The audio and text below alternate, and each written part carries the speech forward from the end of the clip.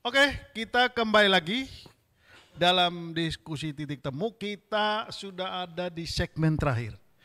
Ini tidak terasa 1,5 jam kita membahas isu pendidikan ini. Ternyata banyak sekali persoalan dan dari ruwetnya persoalan ini jadi bingung kita mulai menyelesaikannya dari mana.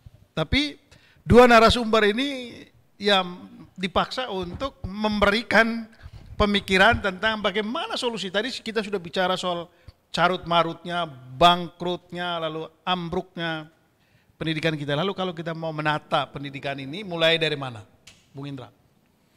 Perombakan sistem pendidikan nasional kita tentunya. Karena sistem pendidikan nasional itu yang menentukan arah kebijakan pendidikan kan. Di mana harusnya mencerdaskan kehidupan bangsa. Faktanya sistem pendidikan nasional kita tidak membawa kita ke bangsa yang cerdas, bahkan menjadi bangsa yang koruptif.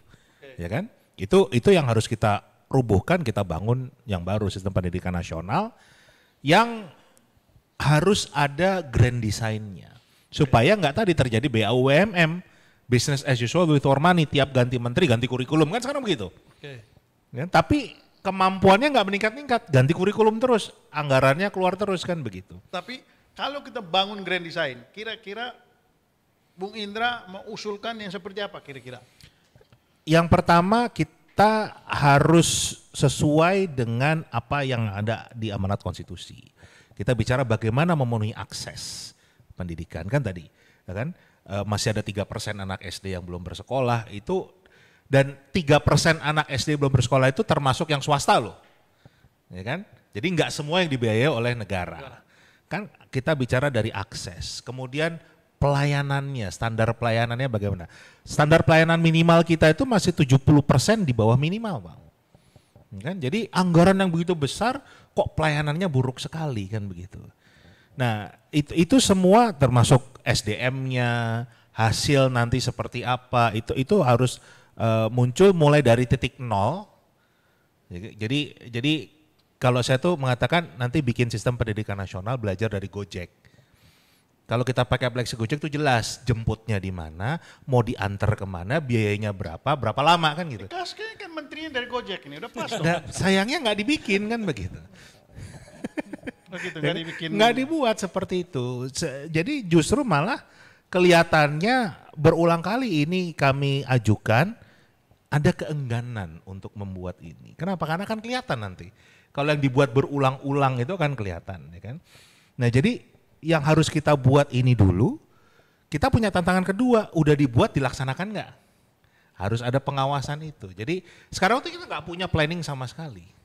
Bandingin Pak sama negara tetangga kita yang besarnya cuma sekecamatan, sekolahan cuma 300, universitas cuma 5. Untuk digitalisasi pendidikannya saja, mereka punya planning dari tahun 97.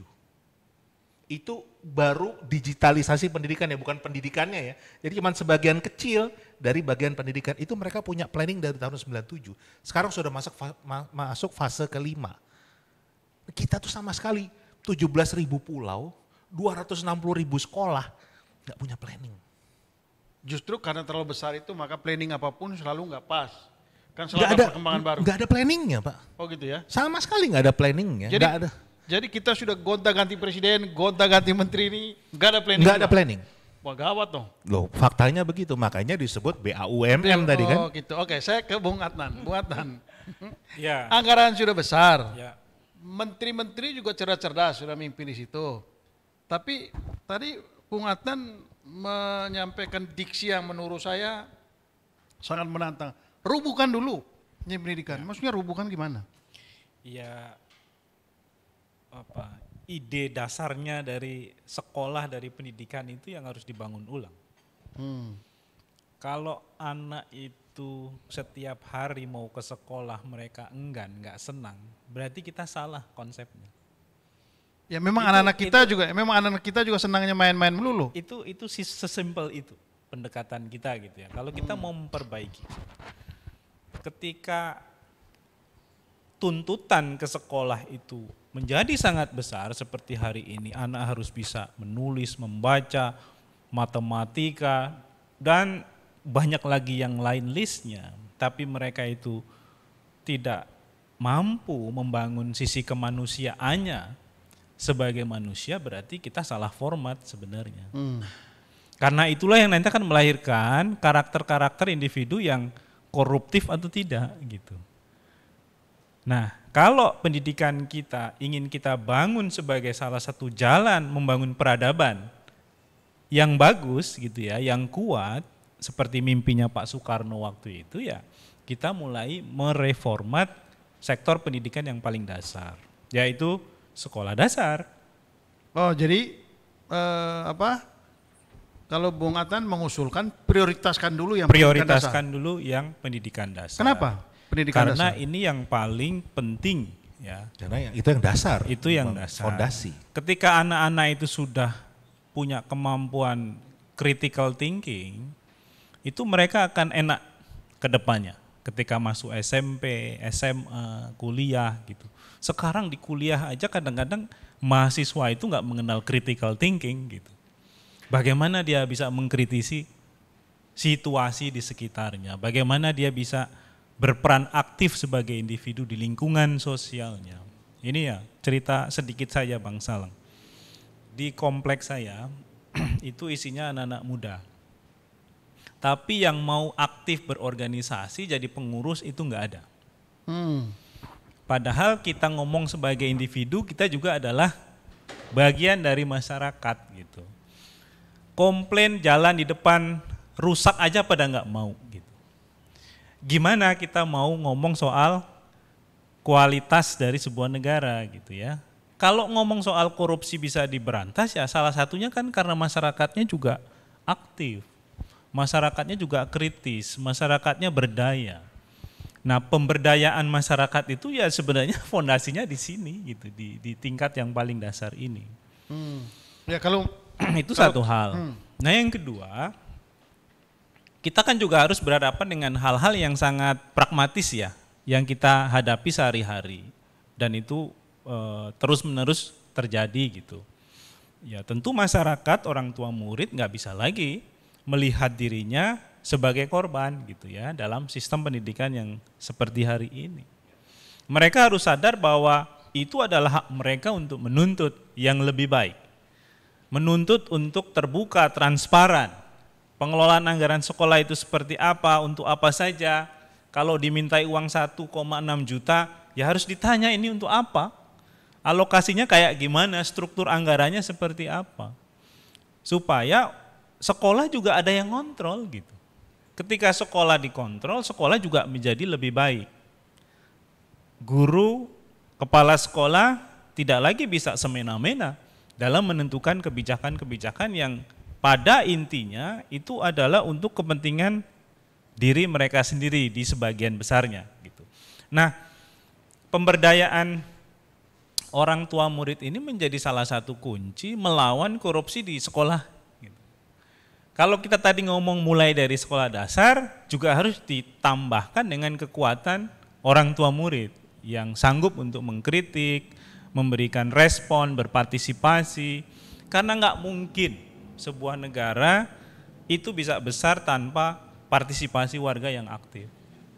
Oke. Nah, ini tadi kita ngomong topik kita ini korupsi di dunia pendidikan. Nah, kalau kita bicara sekarang ini, yang ada produk sekarang ini kan sudah korupsinya udah luar biasa. Nah, supaya budaya korupsi ini bisa dibereskan, maka yang harus dibereskan kalau Anda jadi menteri, yang mana yang diprioritaskan untuk dibereskan? Tadi mulai dari mana? Tadi, jadi sama seperti Bang Adnan tadi bilang, sistem pendidikan nasional kita yang harus direvisi, harus dirombak. Terus terang, ada kesalahan fatal dalam menyusun sistem pendidikan nasional kita. Sekarang itu saya menyebutnya sistem persekolahan nasional. Karena yang diurusin cuma urusan sekolah. Oke, itu tadi sudah dijelaskan. Nah. Kalau Anda masuk menjadi Menteri Pendidikan, ya. Program pertama yang mau Mas Indra bereskan, kan harus mulai dari satu persatu dong, ya. Nggak mungkin langsung semuanya. Yang mau dibereskan pertama untuk menjawab persoalan korupsi ini, cetak Biro Pendidikan Indonesia. Cetak biro, grand design-nya, planningnya. Jadi menjadi acuan. Mungkin kalau zaman Orde Baru dulu garis-garis besarnya. Apa sih yang mau dibangun, berapa lama dibangun, butuh anggaran berapa, jadi terukur. Sekarang itu nggak pernah terukur. Diulang-ulang terus kan gitu. Pelatihan guru aja, ada Pak, guru-guru yang Katanya kan spesialis. Indonesia ini paling jago bikin grand design. Gak ada. Cuma grand design itu semua nggak jalan. Bukan nggak jalan, nggak ada Pak. Nggak pernah ada grand design pendidikan Indonesia. Yang bagaimana kita mendidik 50 juta anak Indonesia usia sekolah, 60 juta anak Indonesia usia sekolah itu nggak pernah ada. Jadi makanya tadi setiap menteri ganti kurikulum.